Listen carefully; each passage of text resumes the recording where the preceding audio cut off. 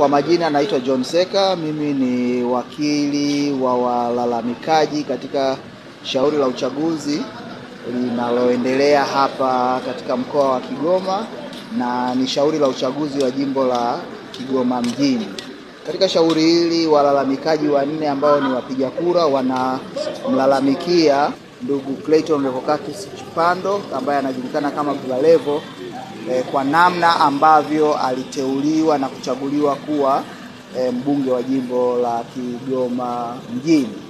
Sasa siku ya leo tumekuwa na kesi ambayo ilisikiliza mashahidi 6 na hivyo kufanya sasa mpaka tumemaliza jioni ya leo tukiwa tumefanya jumla ya mashahidi 7 kati ya mashahidi 16. Msingi wa mashahidi wengi wa leo ulikuwa ni kuongelea yale ambayo waliyaona kwenye mikutano mbalimbali ya kampeni.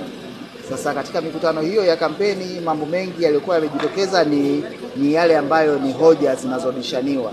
Hoja zinazobishaniwa ni hoja kuhusiana na mambo ya udini, kwamba Baba Levo kwenye kampeni zake alitumia hoja nyingi za udini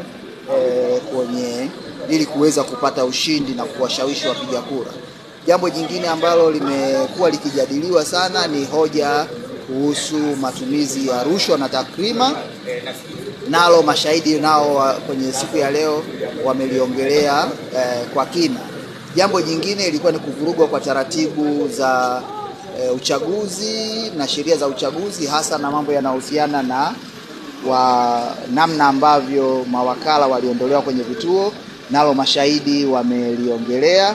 Lakini jambo la mwisho kabisa ni kuhusu rushwa na takrima, nalo limeongelewa, na matumizi ya mabavu na nguvu zisizo za kawaida zilizofanywa na Baba Levo na wasaidizi wake ambao ni walinzi wake binafsi.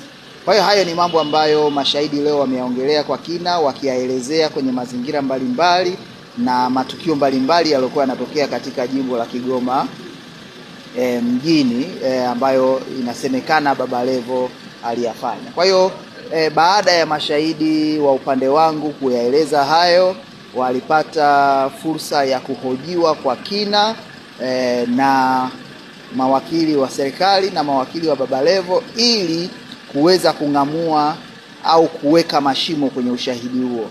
Tunaamini na wao wamefanya kazi yao kama ambavyo sheria na taratibu zinataka, na sasa tunaachia mahakama baada ya kumaliza ushahidi wetu, na pale ambapo itaonekana kuna kesi ya kujibu baada ya kumaliza ushahidi wa serikali basi na ushahidi wa Baba Levo, mahakama itapima ni nani na kati ya mashahidi wetu na mashahidi wa serikali anasema ukweli.